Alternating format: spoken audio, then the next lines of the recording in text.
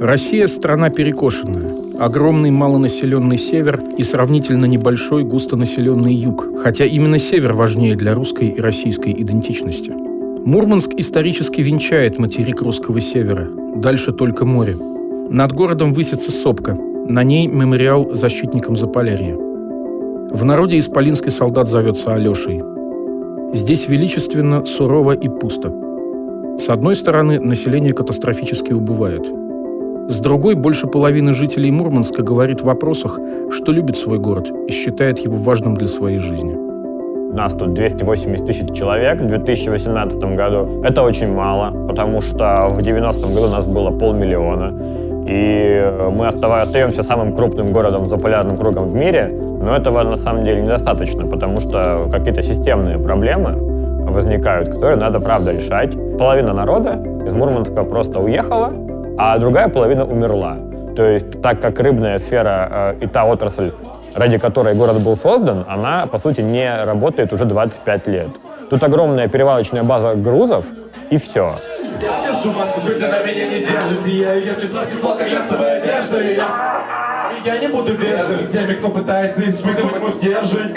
Я едкий газ, что юзали в 15-м, твой паралич и твоя трепанация. Мне очень нравится в Мурманске, я считаю, что это город, в котором можно и нужно жить.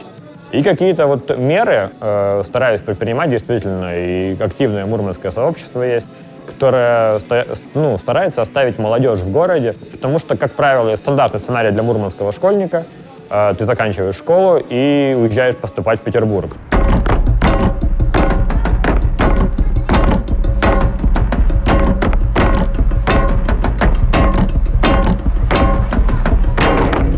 Владимир, создатель известной школы барабанной игры, ездит с концертами по всей России, но чаще в соседнюю Норвегию. Его новый проект поражает воображение. Он хочет, чтобы барабанили дома, дворы и целые города. Это попытка нарисовать аудиальную картину города. Именно через ритм. Потому что город — это самый большой перкуссионный инструмент на Земле. В Мурманске трудно отделить звуки города от звуков моря. Море — это и главное богатство, и символ Мурманска.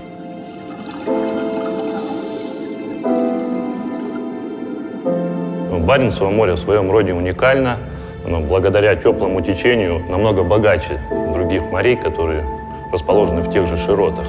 Ну и вот это богатство рыбными ресурсами, придонными, беспозвоночными организмами, оно и обусловило и заселение края, ну и, собственно, и его дальнейшее развитие.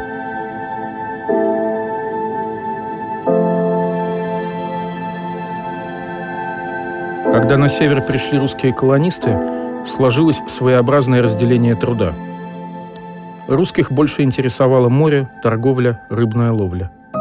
Коренные народы отошли в тундру, которая для них была совсем не ледяной пустыней, а таким же сложным, богатым организмом, как море. Долгое время колонистов тундра вообще не интересовала. Но и сейчас диалога между немногочисленными оставшимися самами и властями не получается. Дайте нам жить самим. Не надо нам мешать. Когда мы проводили сами праздники, мы сами делали за свой счет, было все хорошо. Когда стало это государственным, все очень стало печально. Я перестала даже ездить на такие праздники, на самом деле. И если получается, я приглашаю гостей, исправляем праздник здесь. Так намного лучше. Как бы и по-домашнему, и приезжают те, кто хочет. И веселее намного. Я не думаю, что мы потеряем идентичность какую-то. Все равно самские корни, они останутся. Если даже мне скажут, что этого ребенка бабушка только сами, я ее приму как самского ребенка. Вы никуда не делите самские корни, они все равно ползут. Так что такое Кольский полуостров? Это военно-сырьевая база и транзитная зона? Или же культурно богатое, своеобразное, суровое, но поразительно обаятельное место для жизни? Кажется, пока федеральные власти склоняются к первому варианту.